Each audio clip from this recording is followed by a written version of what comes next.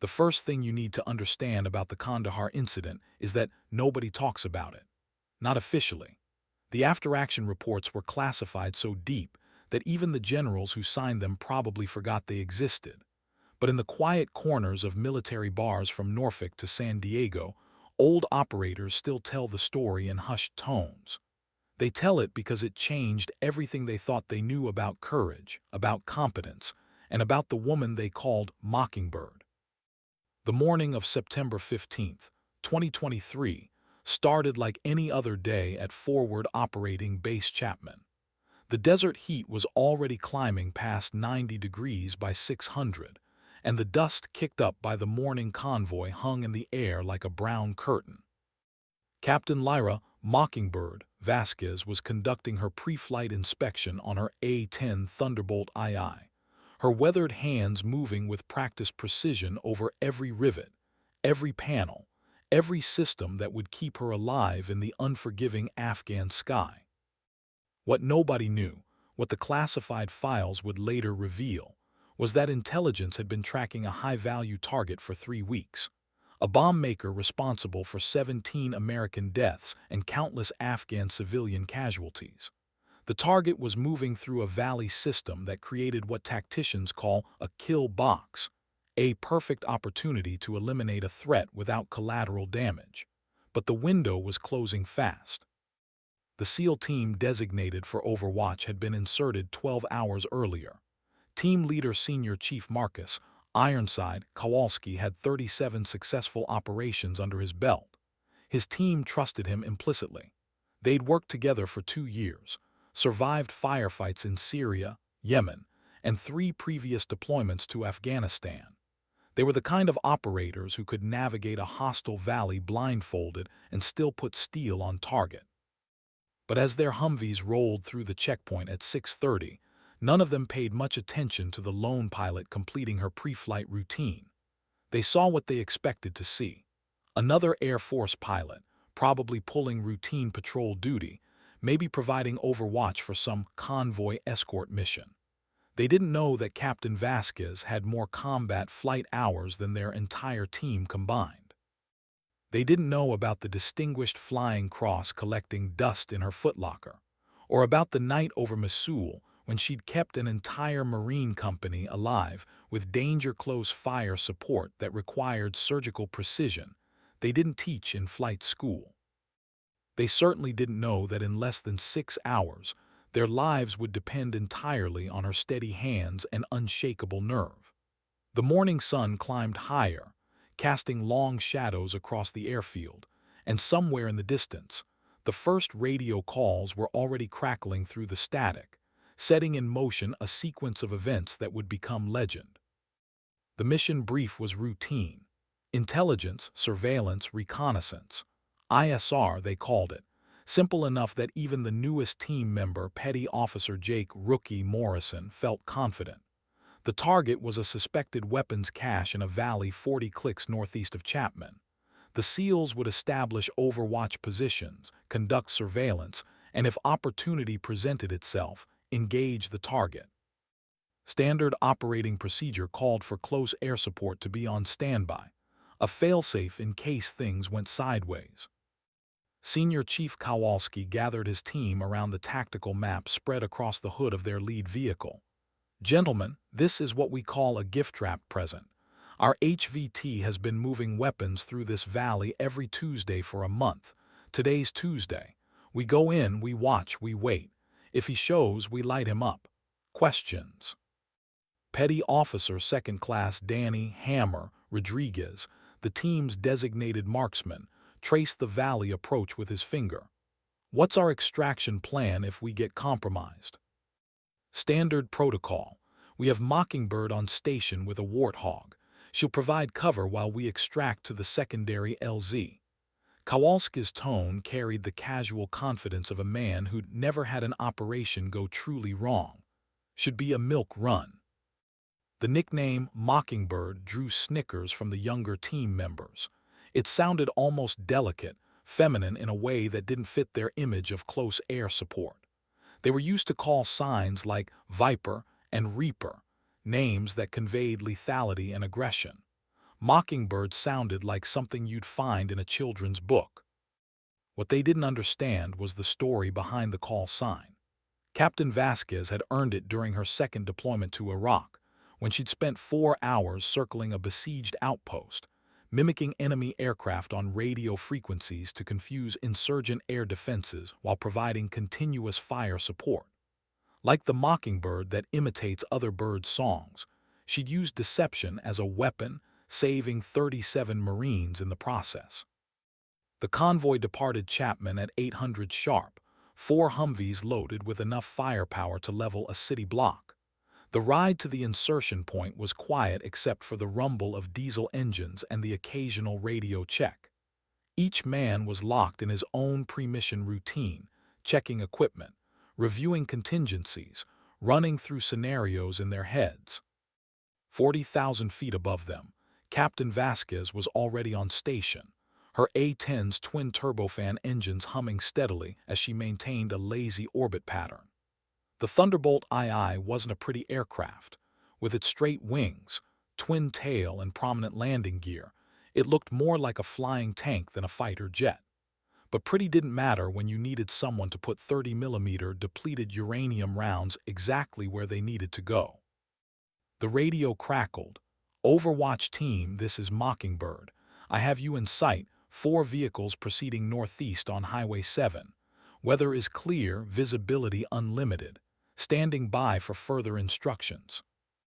Senior Chief Kowalski keyed his radio. "Copy, Mockingbird. We'll be going dark for insertion. Resume comms in 3 hours unless we call for immediate support." "Roger, Overwatch.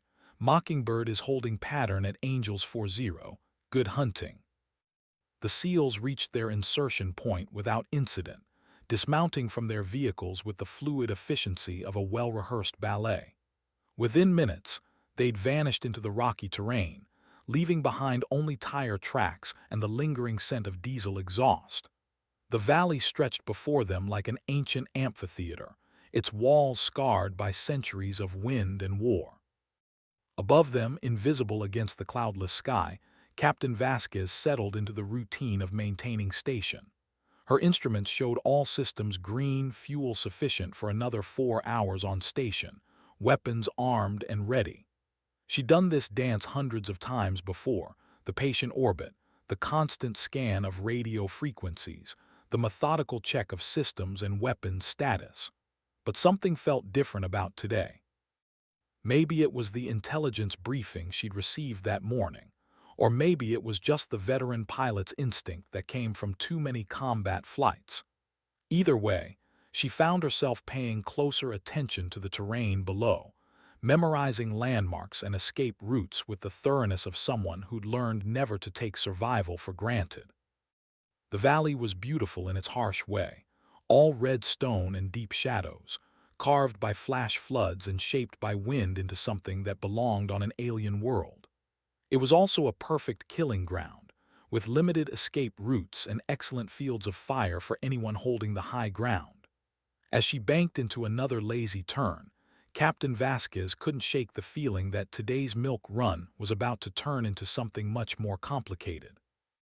3 hours into their surveillance mission, the SEALs had established perfect overwatch positions along the valley's northern rim.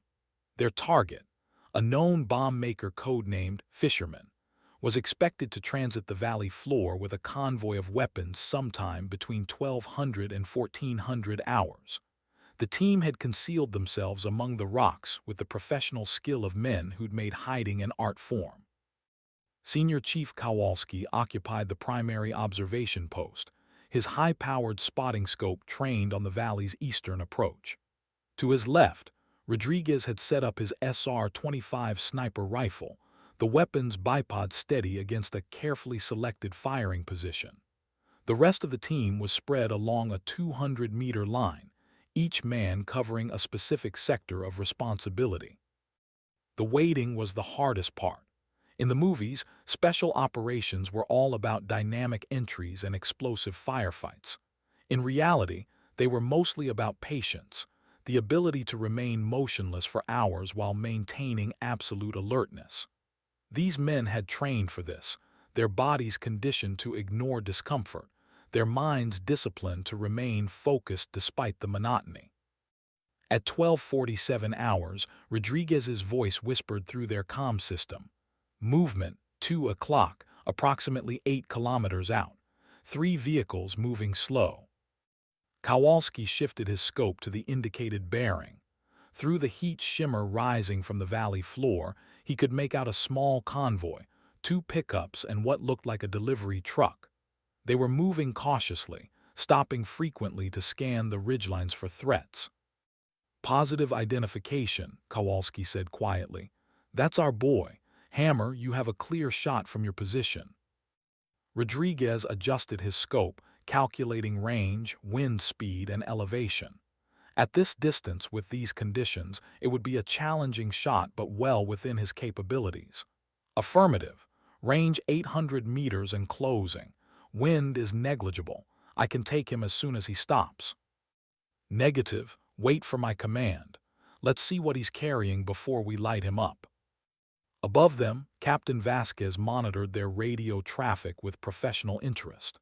The mission was proceeding exactly as planned. Routine surveillance that would likely end with a single sniper shot and a quick extraction. She maintained her orbit pattern, fuel gauges showing she had another hour on station before needing to return to base for refueling.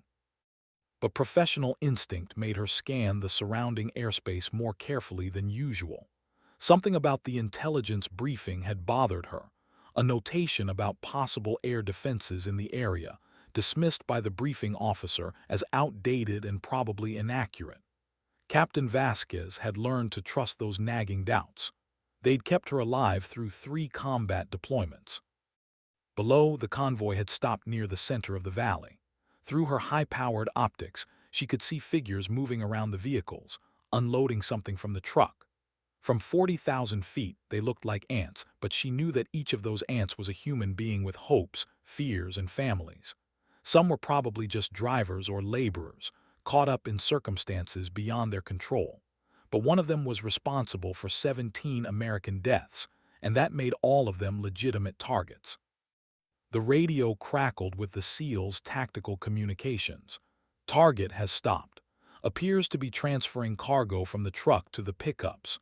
Recommend we wait until transfer is complete to maximize intelligence value. Kowalski made the tactical decision that would save all their lives. Agreed. Hold position. Let's see what else we can learn. It was a good decision, professionally sound and tactically correct. But it also meant the team would remain in position for another 30 minutes, long enough for the enemy force they didn't know about to complete their own flanking maneuver through the valley's western approach. At 13:15 hours, Petty Officer Morrison, positioned at the team's western flank, saw movement that shouldn't have been there. At first, he thought it might be wild goats. The mountains were full of them, and they often moved in groups along the rocky trails. But something about the pattern of movement seemed wrong, too coordinated and purposeful for animals. He raised his binoculars and felt his blood turn cold. Men, at least 20 of them, armed with AK-47s and RPGs, moving through the rocks with the practiced stealth of seasoned fighters. They were using a goat trail that didn't appear on any of the team's maps, approaching from a direction that would put them behind the SEAL's position within minutes. Contact, Morrison whispered into his comm system, his voice tight with controlled fear. 24 fighters approaching from the west, range approximately 400 meters and closing. We are about to be surrounded. The words every special operations soldier dreads, surrounded. In the confined space of the valley, with limited escape routes and no immediate backup, being surrounded was often a death sentence. Kowalski's mind raced through their options, none of them good. All stations prepare for immediate extraction. Mockingbird, we need close air support right now. 40,000 feet above, Captain Vasquez heard the tension in the senior chief's voice and immediately began her descent. The lazy orbit pattern gave way to a steep, controlled dive as she brought her A-10 down to attack altitude. Her hands moved with practiced efficiency across the instrument panel, arming weapons systems and switching to the tactical frequency. Overwatch, this is Mockingbird, descending to provide immediate support. Give me a target. But even as she spoke, she knew they were in trouble. Close air support was most effective when friendly forces could clearly mark their positions and identify enemy targets. In a fluid tactical situation with enemies closing from multiple directions, the margin for error became razor-thin. One mistake, one misidentified target, and she could end up killing the very people she was trying to save. The valley that had seemed like such a perfect tactical environment suddenly revealed its true nature. A trap, carefully prepared and expertly executed. The bombmaker's convoy hadn't been a routine weapons transfer. It had been bait, designed to lure American forces into a killing ground where superior numbers and prepared positions would neutralize their technological advantages. Senior Chief Kowalski realized this in the same instant that muzzle flashes began winking from the rocks around them. The afternoon that had started as a routine surveillance mission was about to become a fight for survival, with 6 SEALs trapped in a valley surrounded by an unknown number of enemy fighters, their only hope for survival flying 40,000 feet above them in an aircraft piloted by someone they dismissed as just another Air Force pilot pulling routine duty. The first shots echoed through the valley like thunder, shattering the afternoon silence and announcing that the real battle was just beginning. The opening moments of the firefight unfolded with the terrible clarity that comes when training meets reality. The enemy had positioned themselves expertly, using the valley's natural rock formations to create interlocking fields of fire that turned the SEALs' overwatch position into a killing zone. Muzzle flashes sparked from a dozen different positions as AK-47 rounds sparked off stone and whined through the air with their distinctive crack-snap sound. Senior Chief Kowalski's tactical mind processed the situation with cold professionalism, even as his body sought cover behind a boulder. The enemy had executed a textbook ambush, using the weapons convoy as bait to draw his team into a predetermined kill zone. The fighters attacking from the west were just one element. His experienced eye could already identify at least 3 separate firing positions along the valley's eastern rim, meaning they were facing a coordinated force of at least 40 fighters. Overwatch Team, Consolidated Position Alpha. Fighting withdrawal to Extraction Point Bravo, he ordered, his voice calm despite the bullets chipping stone inches from his head. But even as he gave the order, he knew the mathematics of their situation were brutal. 6 men with limited ammunition against a prepared enemy force that outnumbered them nearly 7-1, with no immediate prospect of ground reinforcement. Petty Officer Rodriguez had found cover behind a fallen boulder and was methodically engaging targets with his sniper rifle. Each shot was calculated, precise, designed to disrupt the enemy's fire coordination rather than necessarily kill. Senior Chief, they've got us bracketed. No clear withdrawal route to the extraction point. Above them, Captain Vasquez had descended through 20,000 feet and was scanning the valley through her targeting systems. The A-10's sophisticated sensors could identify heat signatures and movement patterns, but the close proximity of friendly and enemy forces created what pilots called a danger close situation. Any mistake in target identification could result in friendly fire casualties. Overwatch, this is Mockingbird. I have multiple heat signatures throughout the valley. I need clear identification of friendly positions before I can engage. Kowalski's response was interrupted by an explosion that showered the team with rock fragments. Someone down in the valley had an RPG, and they were walking their shots up the slope toward the SEAL's position. Mockingbird, friendlies are on the northern rim, approximately 100 meters east of the prominent rock outcropping. Enemy positions are everywhere else. It wasn't the kind of precise tactical information that close air support required, but it was all Kowalski could provide while bullets were whining overhead. Captain Vasquez understood the desperation behind his words. She'd been in similar situations before, where the textbook went out the window and survival came down to instinct, experience, and the willingness to take calculated risks. She brought her A-10 down to 8,000 feet, low enough to make out individual figures moving among the rocks. The Thunderbolt II's GAU-8 Avenger cannon, a 30mm rotary cannon that fired depleted uranium rounds at a rate of 3,900 rounds per minute, was designed for exactly this kind of precision fire support. But precision required clear target identification, and in the chaos below, that clarity was proving elusive. Overwatch, I need you to mark your position with smoke or signal mirror. I cannot engage without positive identification of friendly positions. The request was tactically sound but practically impossible. The SEALs were pinned down under heavy fire, unable to expose themselves long enough to deploy smoke grenades or signal mirrors. Any attempt to mark their position would likely result in casualties they couldn't afford. Petty Officer Morrison, who'd first spotted the flanking force, had found himself separated from the main team by a ravine that provided excellent cover, but limited his ability to support his teammates. Through his rifle scope, he could see enemy fighters moving through positions that would allow them to enfilade the team's main position within minutes. Senior Chief, they're flanking us from the south. 3 fighters with what looks like a PKM machine gun. If they get that gun in position, we're done. The PKM was a Soviet-designed machine gun that fired 7.62 X-54R rounds at a rate of 650 rounds per minute. In the confined space of their defensive position, it would be devastatingly effective. Kowalski made the decision that separated experienced combat leaders from textbook tacticians. All stations prepare for bound and overwatch movement to secondary position. Mockingbird, we're going to be moving in 30 seconds.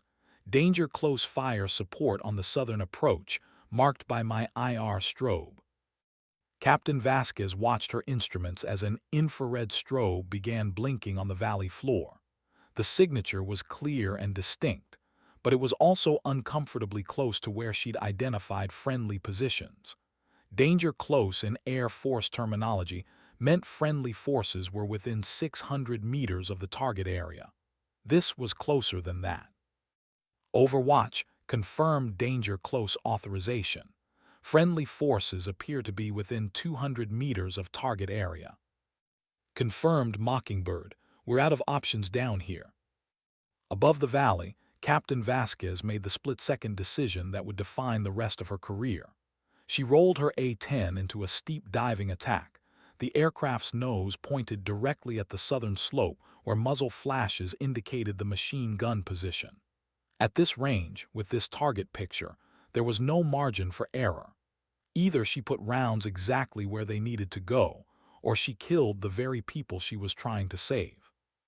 The GAU-8's distinctive sound, like a giant zipper being opened, echoed through the valley as 150 rounds of 30mm depleted uranium tore through the air at nearly 3 times the speed of sound. The machine gun position simply ceased to exist, along with the 3 fighters who'd been preparing to pour enfilading fire into the SEAL's position. For the first time since the firefight began, there was a moment of relative quiet as both sides processed what had just happened.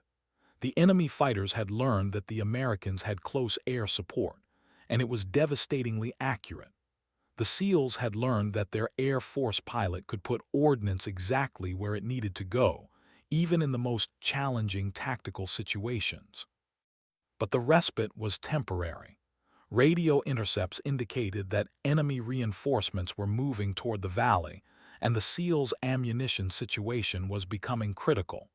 The real fight was just beginning. Senior Chief Kowalski used the momentary lull to reassess their tactical situation. The accurate fire support had eliminated the immediate flanking threat, but enemy fighters were still in positions along both sides of the valley, and the ammunition expenditure during the initial contact had been higher than planned. In a prolonged firefight, they would run out of bullets long before they ran out of targets. Team status report, he ordered, his voice carrying the calm authority that had kept his men alive through dozens of similar situations. The responses came back quickly.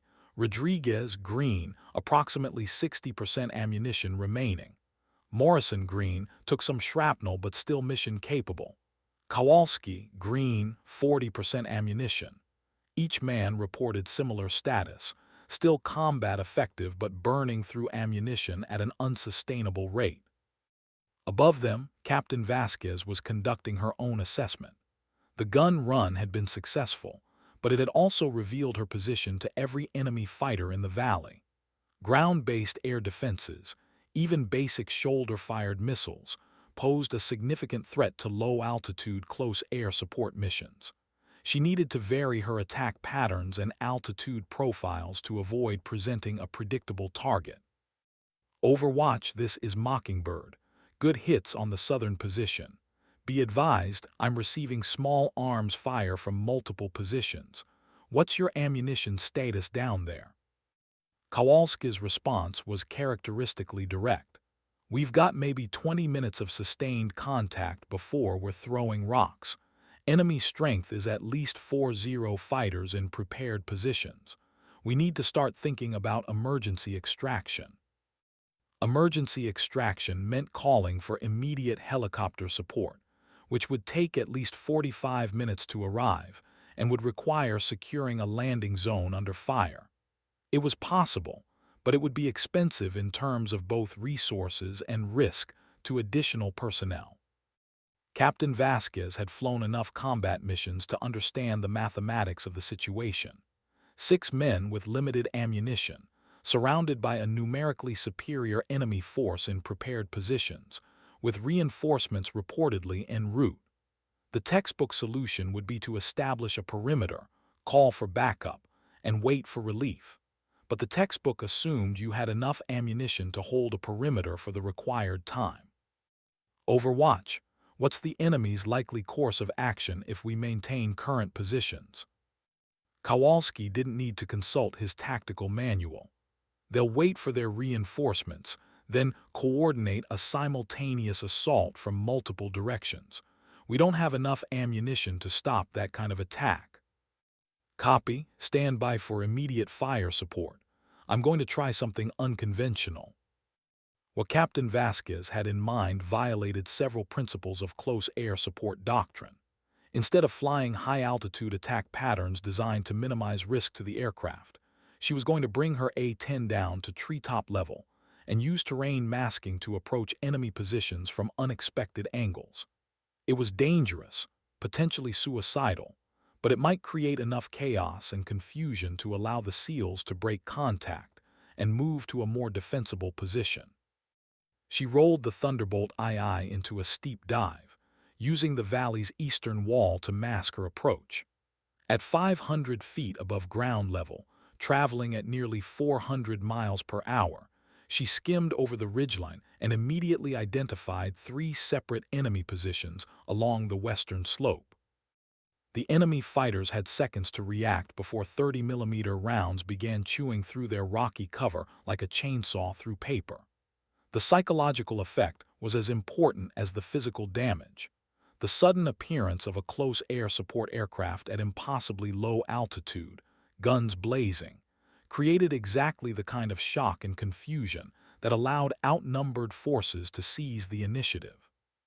But low-altitude flight in a confined valley also meant exposure to every rifle and machine gun on the battlefield. As Captain Vasquez pulled up from her attack run, she could hear the distinctive ping of small arms impacts against her aircraft's armored hull. The A-10 was designed to absorb this kind of punishment, but every hit was a reminder that she was operating at the edge of the envelope. Overwatch, this is Mockingbird. I'm taking fire but still mission capable. Enemy positions along the western slope are neutralized. Recommend you move now while they're still trying to figure out what happened. The SEALs didn't need a second invitation. Using the confusion created by the air support, they began a series of bounds and overwatches that gradually moved them toward a more defensible position higher up the valley's northern slope. It was textbook infantry tactics executed under fire, one element providing covering fire while another moved, then switching roles in a deadly ballet that required perfect timing and absolute trust.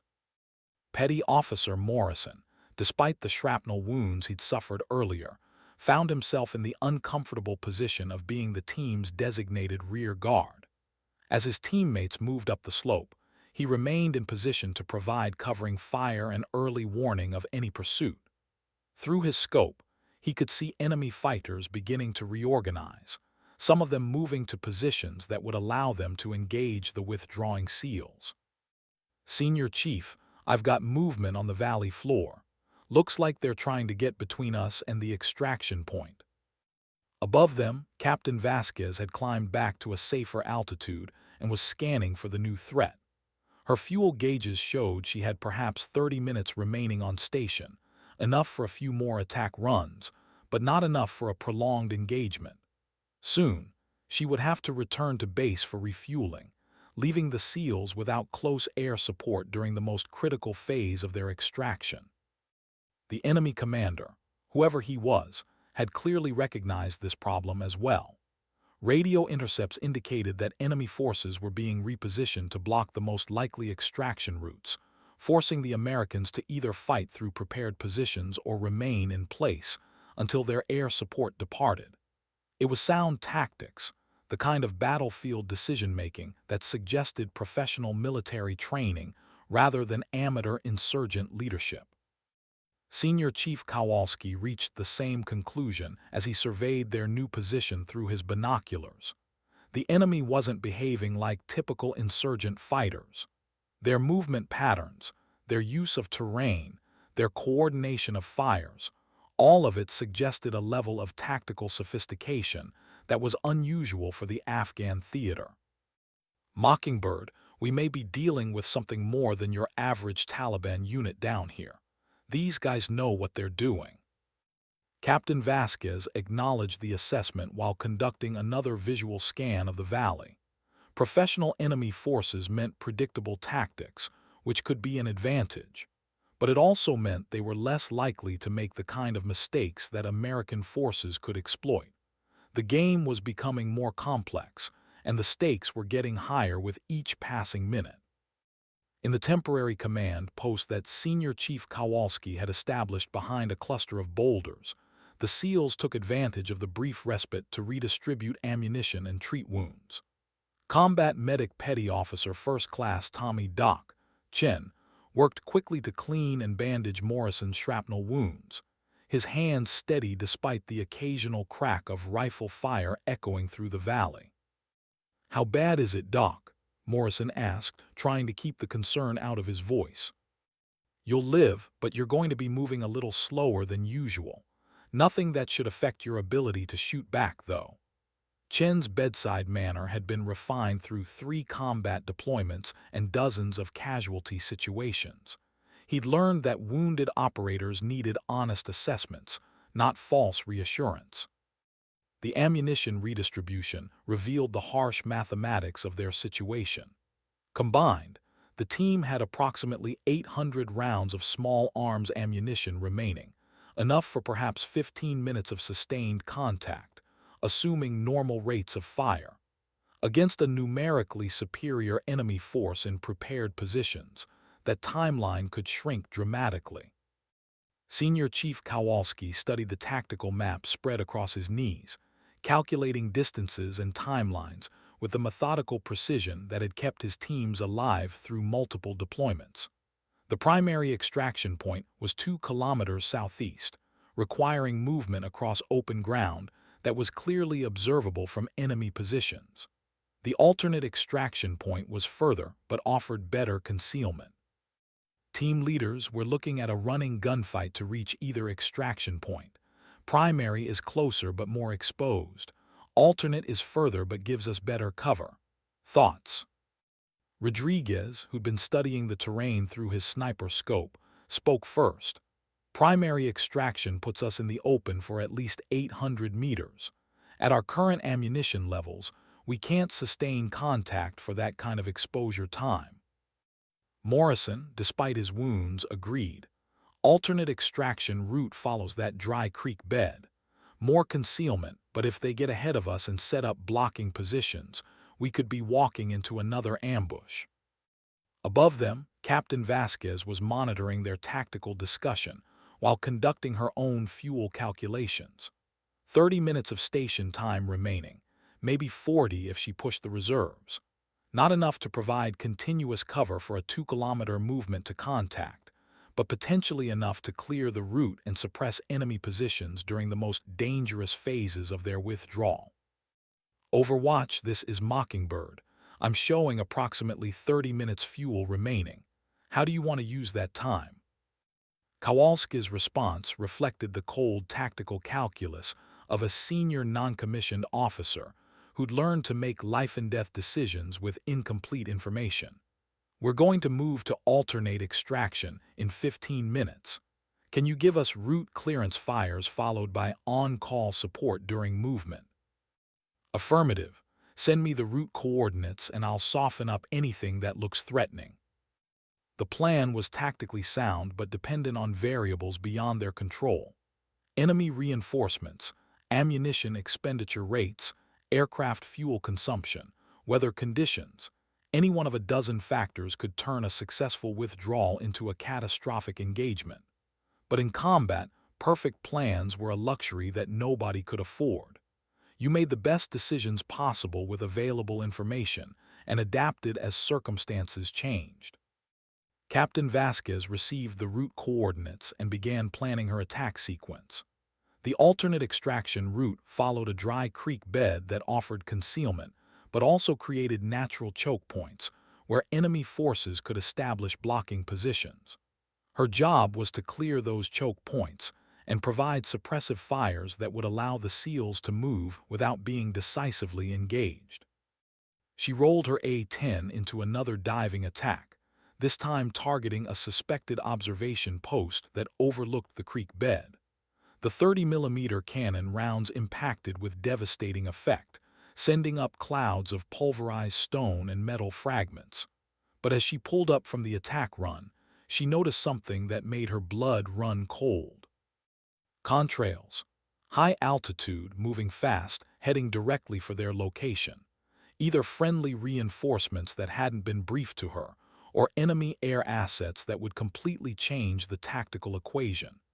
In the confined space of the valley, with limited maneuvering room and friendly forces on the ground, an air-to-air engagement would be catastrophic for everyone involved. Overwatch, be advised I have unidentified aircraft approaching from the northeast. High altitude, fast movers. Do you have any friendly air assets scheduled for this area? Kowalski's response carried a note of concern that hadn't been present in his earlier communications. Negative, Mockingbird. No friendly aircraft scheduled. What's your assessment? Captain Vasquez was already switching to air-to-air radar mode, trying to identify the incoming aircraft before they reached weapons range. What she saw on her scope made the situation even more complicated. 2 aircraft, flying in formation, at an altitude and speed profile consistent with fighter jets, but their radar signatures didn't match any aircraft in the Taliban inventory. The mystery of who was flying military aircraft in support of Taliban ground forces would have to wait. Right now, she had 6 Americans trapped in a valley with limited ammunition, surrounded by enemy forces, and potentially facing air-to-air engagement while providing close air support. It was the kind of tactical nightmare that war colleges used as case studies in how quickly situations could deteriorate beyond anyone's ability to control them. Below, Senior Chief Kowalski made the decision that would either save his team or get them all killed. All stations, emergency extraction protocol. Move now, fight through to alternate extraction. Mockingbird, we need continuous fire support regardless of the air threat. The running gunfight that followed would be talked about in special operations circles for years afterward, not just for its tactical complexity, but for the extraordinary performance of a pilot that most of the participants had initially dismissed as just another Air Force officer pulling routine duty. What they were about to witness would change their understanding of what it meant to have someone watch your six in combat. Captain Vasquez made a decision that violated every principle of air-to-air combat doctrine.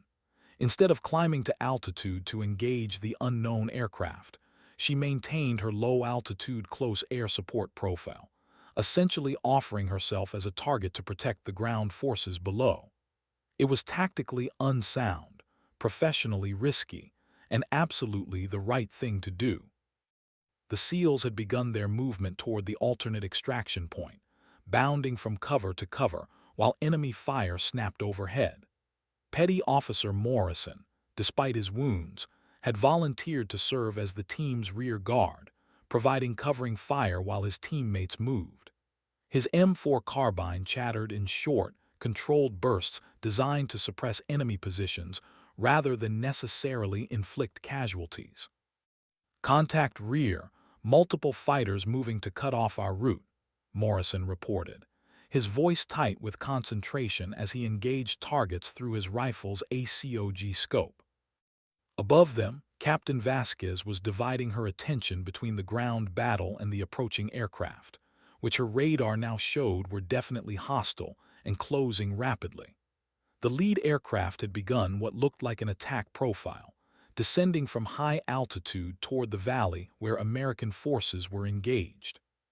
She made a split-second decision that would be debated in military journals for years afterward. Instead of climbing to meet the air threat, she dove lower, using the valley's walls to mask her approach to enemy ground positions, while simultaneously denying the incoming fighters a clear air-to-air engagement opportunity. "Overwatch, I'm going to try to keep those fighters off your backs, but I need you to move faster. I can't maintain this altitude profile much longer without becoming a sitting duck." The next 30 seconds unfolded with the compressed intensity of combat, where decisions made in milliseconds determined who lived and who died.